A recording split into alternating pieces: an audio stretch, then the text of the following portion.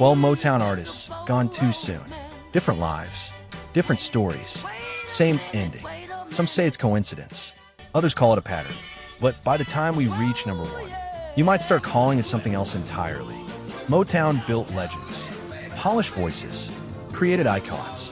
But behind the suits, choreography, and chart-topping hits, there were stories that never made the records. Here on R&B Legacy Soul, we dig deeper. Because when you line these stories up, it doesn't just feel tragic, it feels connected. And the deeper we go, the darker it gets. Georgeanna Tillman. Georgeanna Tillman helped build the Motown sound from the ground up. You saw the tears standing in my eyes. As a member of the Marvelettes, her voice carried that raw, see just one more time for me, you better wait, gospel emotion that defined early hits. But while the label was rising, whoa, yes, wait a minute, her body was breaking down. Lupus slowly took control of her life, I've been standing here waiting, Mr. Boseman, forcing her out of the spotlight while Motown moved on without hesitation. Stop to make me feel better. No farewell moment, no major tribute, just silence. Wait a minute, wait a minute, wait a minute. By 1980, she was gone at 36. There must be some word today.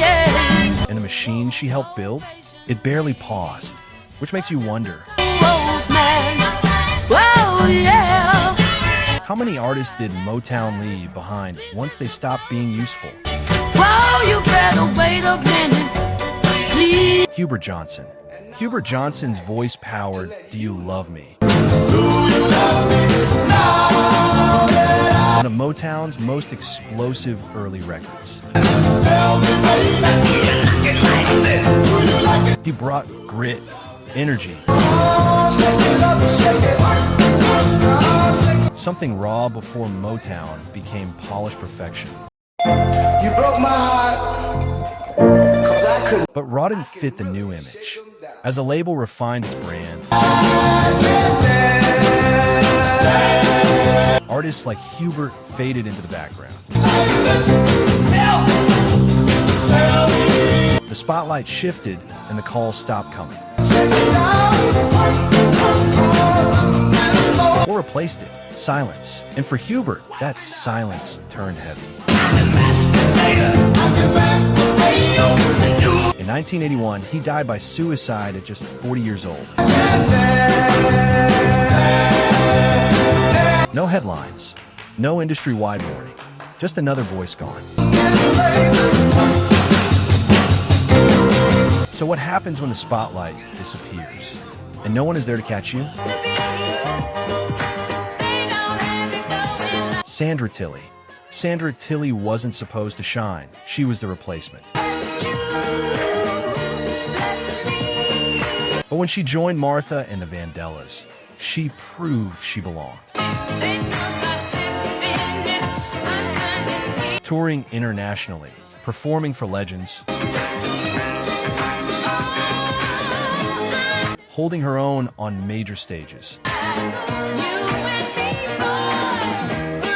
She turned a temporary role into a real legacy. Then she walked away. Clean, quiet, something most Motown artists never managed to do. For a moment, it looked like she escaped the system, until the headaches began. A brain tumor, years of surgeries. In 1983, she died during what should have been routine. She was 37. And she was buried in an unmarked grave. So even when you leave Motown behind, does it ever really leave you? So you didn't know yet. All of it was kismet. Teena Marie. Teena Marie had a voice so soulful. Motown hit her face just to sell the sound first. Discovered by Rick James, she became a powerhouse, blending funk, R&B, in a style that hip-hop would later sample endlessly. But behind the music was conflict. Motown shelved her work, controlled her releases until she fought back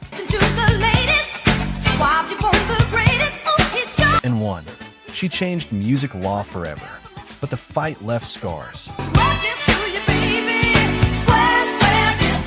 After Rick James died, grief turned into addiction.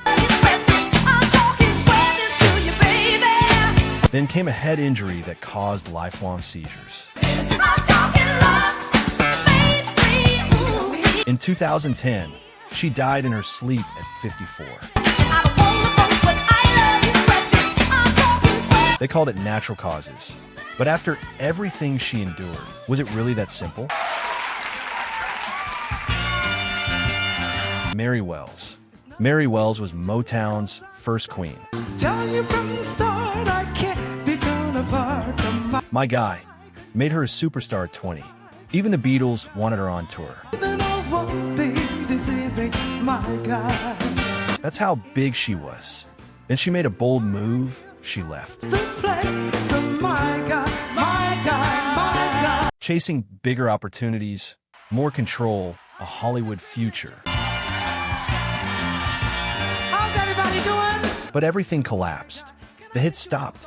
The money disappeared. By the 80s, she was on welfare. Then cancer took her voice. As a matter of opinion, the very thing that built her career. When she died at 49, privilege of being able to introduce our next guest, a great woman. She had nothing left. Not even the industry she helped build stood behind her. So what happens when you walk away from Motown and the world forgets you existed? You're such a lucky guy. Eddie Kendricks. Eddie Kendricks gave Motown one of its most iconic sounds. Running away with me. The falsetto that defined the Temptations. Take a love from me or I would surely. Smooth, effortless, timeless. But behind the scenes, tensions grew. Tell you it was just my imagination. Feeling overlooked, he left in 1971. And for a moment, it worked. A #1 solo hit proved his independence. Every night on my knees I pray. Then the decline came, and one habit stayed constant: smoking. She doesn't even know me. 2 packs a day, for years. By 1991, lung cancer took hold. To have a girl like her. 1 lung removed. Still, he kept performing. As if stopping meant disappearing. In 1992, he died at 52. And now the pattern is getting harder to ignore. Once again. Because why do so many of these stories end the same way? No matter where you are, no matter how far. Tammi Terrell. Tammi Terrell had a voice full of joy. Me, darling, from that day on, I made a vow. Until the night, everything changed. Cold, can't stop me, baby. 1967, on stage with Marvin Gaye. Ain't no valley low enough. She collapses in his arms mid-performance. Diagnosis: brain tumor. Worry, baby. Just call my name, I'll be there. She was just 22, but her past adds another layer. Abuse. I'll be there when you want me some way, somehow. Violence. A reported head injury from David Ruffin the same year. No, baby. 'Cause you are my Coincidence? Maybe, but the timing never sat right.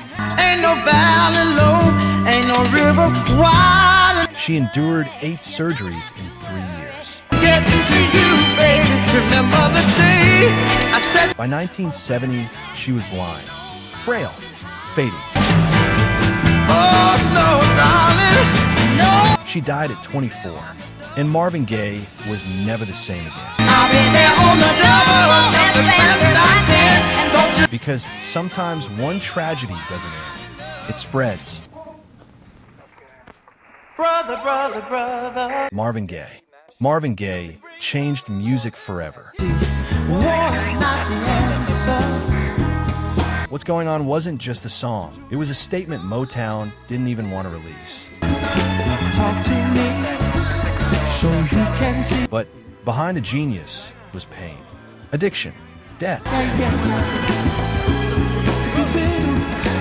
depression. By 1984, he was back living with his parents, 25, it's going to be a black male in a white t-shirt. There's far too many. trapped in the same environment that shaped his trauma. His relationship with his father, violent, unresolved. Then came April 1st. An argument turned physical. His father walked away, came back with a gun, Of you dying. 14 million more. and shot him twice. Marvin died one day before his For only love can conquer hate. 45th birthday. But here's what makes it haunting. The gun used to kill him Going on. Yeah, what's going on? was a gift from Marvin himself, and his final words suggest he saw it coming. So after everything we've seen, is this just tragedy or something much deeper? These weren't just artists. They were voices that shaped culture and stories that ended too soon. Different paths, same outcome. And when you connect the dots, it stops feeling random. So tell me, do you believe this was coincidence or something the industry never wanted us to question? Because on R&B Legacy Soul, the music is just the beginning.